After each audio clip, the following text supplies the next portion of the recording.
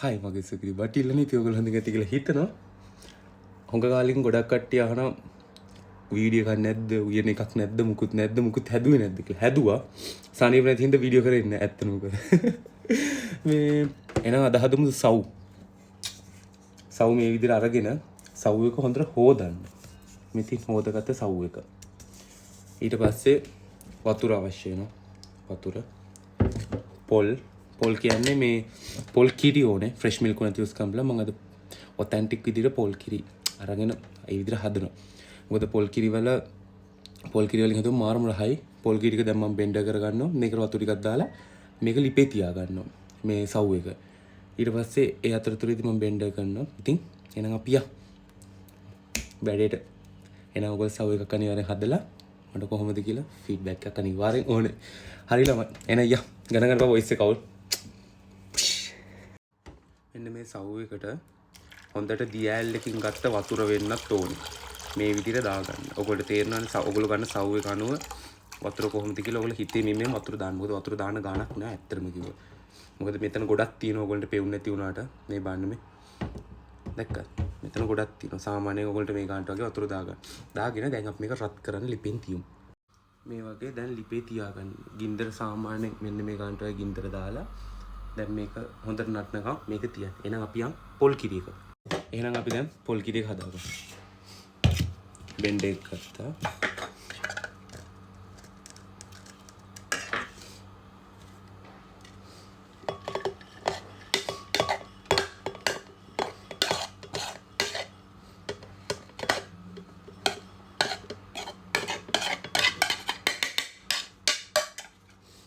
මෙතන සාමාන්‍යයෙන් පොල් ගෙඩි එකමාරක් වගේ තියෙනවා.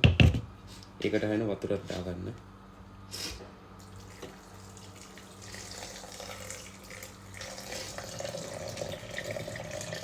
වතුර මදි ඉනු වතුරයක් කරන්න. ඉනු වතුරක් ගෙනාව. අපි සාමාන්‍යයෙන් මෙන්න මේ ගානට වෙනකම් මොකද මේක එකපාරයි ගන්නෙ. මේ ගානට විතර දාගෙන දැන් අපි මේක බෙන්ඩර් කරගෙන ඉන්න. බෙන්ඩර් සද්දය අහන්න කැමති කට්ටිය මාත් එක්ක යා. ඔහොම ඉන්න ළමයි ඔයාලවත් මේ කොහෙන් හරි හිටන්න. බෙන්ඩරේ සද්දය අහගෙන ඉන්න කැමති කට්ටියට ඔන්න අනගේ අවස්ථාව. පුටා.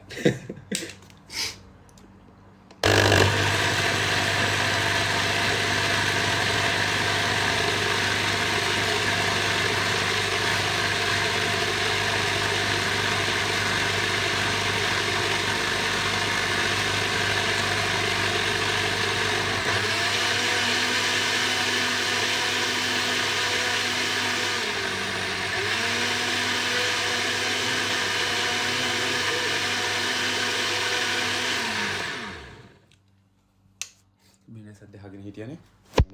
අපි දැන් පෙරාගමු පොල් කිරි ටික. මේ වගේ පෙරේනයක් අරගෙන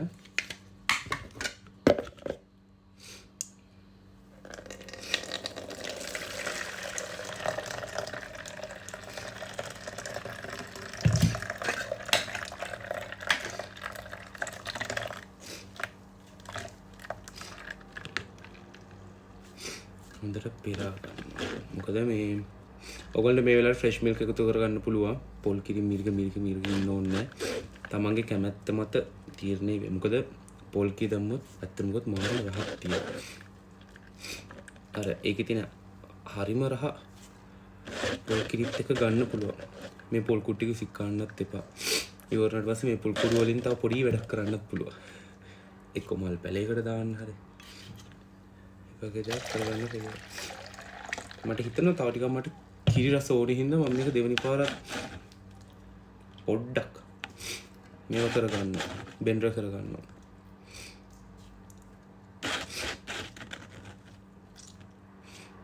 මම දෙවෙනි පාරක් බෙන්ඩර් කරගෙන ඉන්නවා. අපි දැන් දෙවෙනි පොල් කිරි එකත් හදාගත්තා. දැන් යම් බලමු සව් එක කොහොමද කියලා. මෙන්න අපේ සව් එකද. දැක්කද? මෙන්න මේ ගානට වෙනකොට තමයි අපේ දෙවෙනි කිරි ටික මේකට ඇඩ් කරන්න ඕනේ.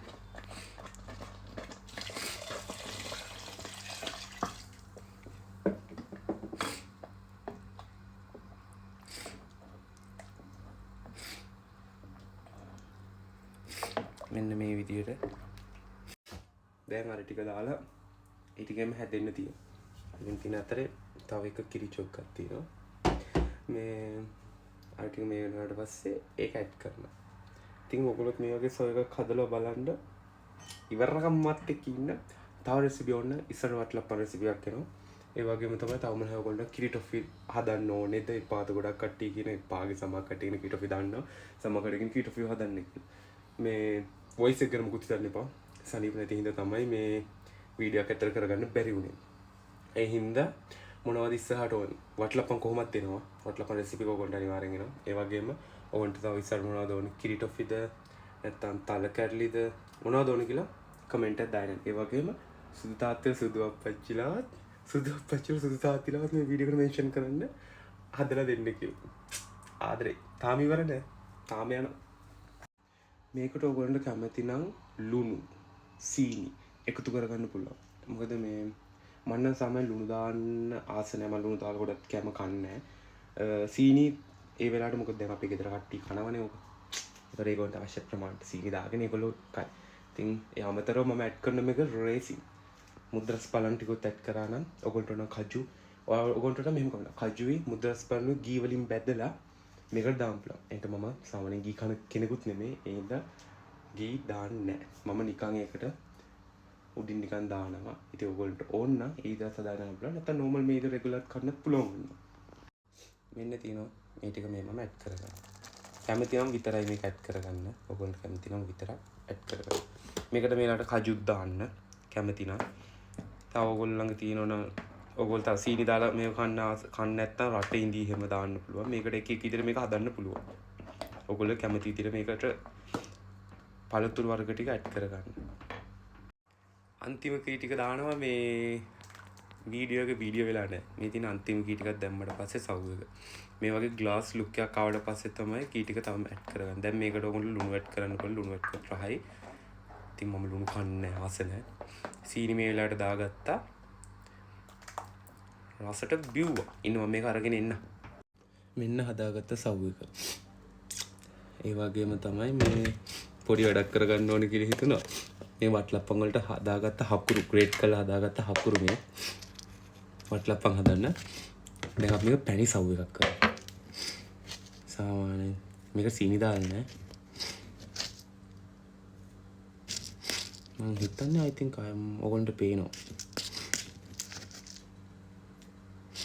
මේකත් එක්ක මෙල්ට් වෙලා ඇති. සෝ මේ හකුරු එක වැඩි ටැන්ඩර් නැහැ. ඒක මේ වටලප්පන් හදන්න ග්‍රේට් කරලා තිබ්බ හකුරු.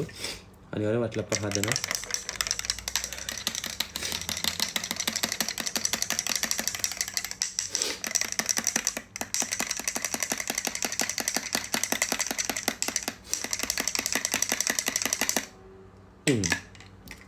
මේක මතක් වෙන්නේ මොකද්ද?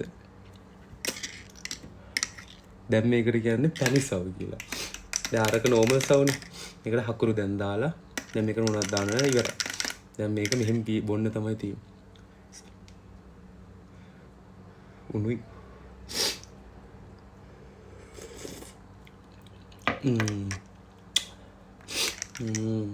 Seriously right.